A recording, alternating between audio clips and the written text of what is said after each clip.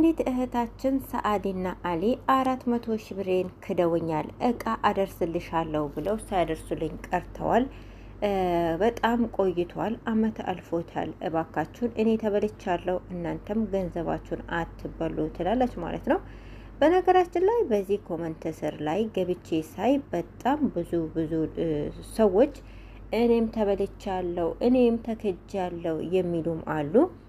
አንዳንዶች ደግሞ አራላህም ፍሩ፣ አሊና ሰአዲ እንኳን የሰው ለመንካት የራሳቸውን ይሰጣሉ፣ እንደዚህ የሚያደርጉ ሰዎች አይደሉም፣ አራስ ስለነበረች ነው ብለው ብዙዎች ደግሞ ምክንያት ይፈጥራሉ ማለት ነው። አልሙሂም እውነታውን አላህ ሱብሃነሁ ወተዓላ ብቻ ነው የሚያውቀው ማለት ነው። ነገር ግን እኔ የማውቀው አንድ ነገር ቢኖር አብዛኛውን ዩቱበሮች ፌመሶች በዩቱብ ላይ የምናያቸው እንዲሁም በቲክታክ ላይ የምናያቸው በሶሻል ሚዲያ ላይ ስናያቸው አፋቸው ላይ ቅቤና ጨው ጨምረው የሚያወሩት በውስጥ ስታወሯቸው እቃ አዛችሁ ገንዘብ ስታስገቡላቸው እውነቴን ነው ምላችሁ በጣም ነው የሚቀየሩት ማለት ነው።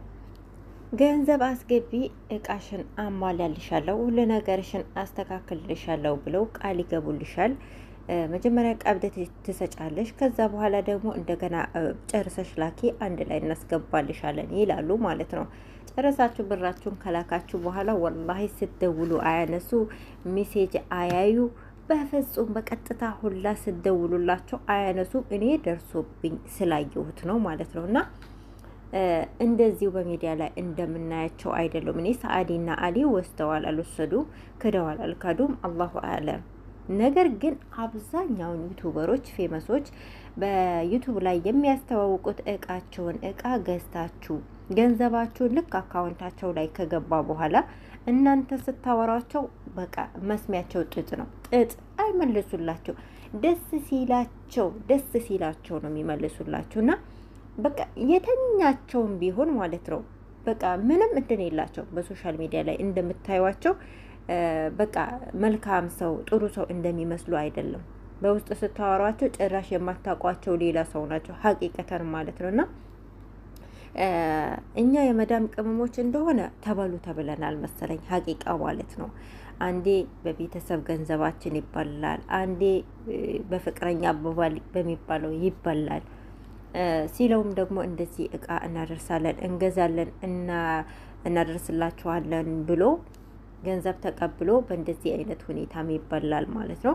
እዚህ ነሰአዲ ላይ ኮመንት ሳይ በጣም ብዙ እህቶች እኔም ተበልቻለሁ፣ እኔም 15 ሺህ ብር ተበልቻለሁ፣ እኔም 20 ሺህ ብር ተበልቻለሁ፣ እኔም 400 ሺህ ብር ተበልቻለሁ ያለች ሁላ አለች። እንግዲህ እውነት ይሁን አላቅም።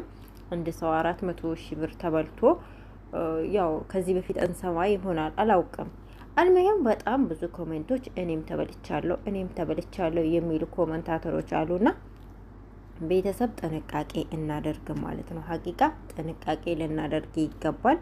ያው እኛ እኮ ፈልገን አይደለም፣ በነገራችን ላይ ጠፍቶንም አይደለም። ያው አሁን እንደዚህ አይነት ውዝግብ ውስጥ እንገባለን ብለን እኮ በመጀመሪያው እናስበዋለን፣ እናውቃለን። ግን ችግር ሆኖብን ነው እንደዚህ በሰው የምናስበው፣ በሰው ምንጠልበው ችግር ሆኖብን ነው። አንደኛ ስንሄድ ኢትዮጵያ